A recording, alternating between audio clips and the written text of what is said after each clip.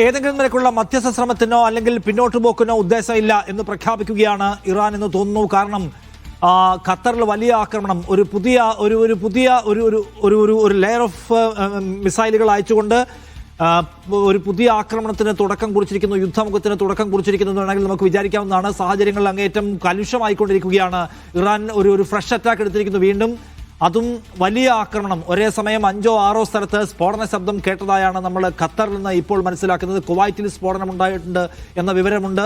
ദുബായിൽ അപകട സൈറൻ മുഴങ്ങിയിരിക്കുന്നു എന്ന വിവരമുണ്ട്. അപ്പോൾ ഗൾഫ് രാജ്യങ്ങൾക്ക് നേരെ അമേരിക്കൻ ബേസുകളുള്ള, അമേരിക്കയ്ക്ക് സഹായം ചെയ്യുന്ന, അമേരിക്കൻ സൈന്യത്തിന് തമ്പടിക്കാൻ സഹായം ചെയ്തു കൊടുക്കുന്ന, അമേരിക്കയുമായി ചേർന്ന് നിൽക്കുന്ന സഖ്യരാഷ്ട്രങ്ങളായ അറബ് രാജ്യങ്ങളെ അമേരിക്കയെ ഫെസിലിറ്റേറ്റ് ചെയ്യുന്ന, അമേരിക്കൻ യുദ്ധവിമാനങ്ങൾക്കും അമേരിക്കൻ പട്ടാളക്കാർക്കും സൗകര്യം ചെയ്തു കൊടുക്കുന്ന ഗൾഫ് രാഷ്ട്രങ്ങളെ ആക്രമിക്കുമെന്ന നിലപാടിൽ നിന്ന് പിന്നോട്ട് പോകാൻ ഉദ്ദേശിക്കുന്നില്ല.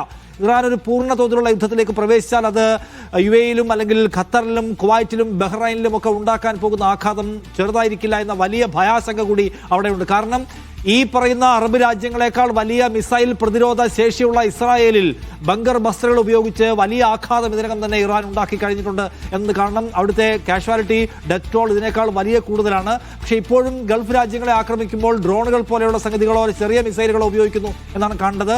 വലിയ ബങ്കർ ബസ്റ്റർ പോലെയുള്ള വലിയ ആഘാത ശേഷിയുള്ള, വലിയ സ്ഫോടക ശേഷിയുള്ള മിസൈലുകൾ ഇപ്പോഴും GCCക്ക് മേലെ ഉപയോഗിച്ചിട്ടില്ല. അത് ഉപയോഗിക്കുമോ എന്ന ഭയപ്പാട് അവിടെ ഉയർന്നു നിൽക്കുന്നുണ്ട് എന്ന് കാണേണ്ട കാര്യമാണ്.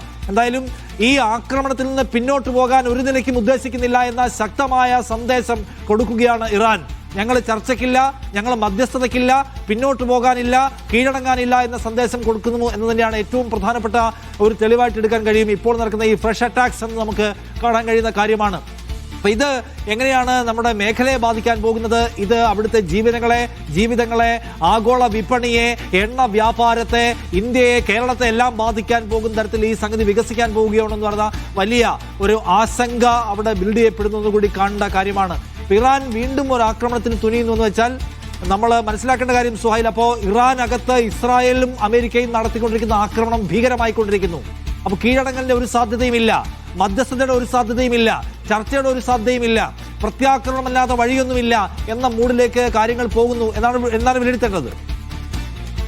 ഇവിടെ പോസ്റ്റാണ് ഇപ്പോൾ വന്നിട്ടുള്ളത്. ഒരു അമേരിക്കൻ മാധ്യമമാണ് അലി ലാരിജാനി ഒമാനോട് ഞങ്ങൾ ഒരു സഹായത്തിലേക്ക് വരൂ, പെട്ടെന്ന് വെടിനിർത്താൻ വേണ്ടിയുള്ള ഒരു ചർച്ചയിലേക്ക് അമേരിക്കയെ കൊണ്ടുവരണം എന്ന് അലി ലാരിജാനി ഒമാനെ അറിയിച്ചു എന്നുള്ള വാർത്ത പുറത്തുവിട്ടിരുന്നത്, അത്തരമൊരു റിപ്പോർട്ട് പുറത്തുവിട്ടിരുന്നത്. അതിനെ പൂർണ്ണമായും നിഷേധിക്കുകയാണ് ഇപ്പോൾ അലി ലാരിജാനി അദ്ദേഹത്തിന്റെ എക്സ്പോസ്റ്റിലൂടെ ചെയ്യുന്നത്. അദ്ദേഹം പറയുന്നത് ഒരർത്ഥത്തിലും കീഴടങ്ങാൻ ഞങ്ങൾ തയ്യാറല്ല, അമേരിക്ക ഫസ്റ്റ് എന്ന നയം മാറി ഇസ്രായേൽ ഫസ്റ്റ് എന്ന നയം സ്വീകരിക്കുന്ന ട്രംപുമായി എന്തിനു വേണം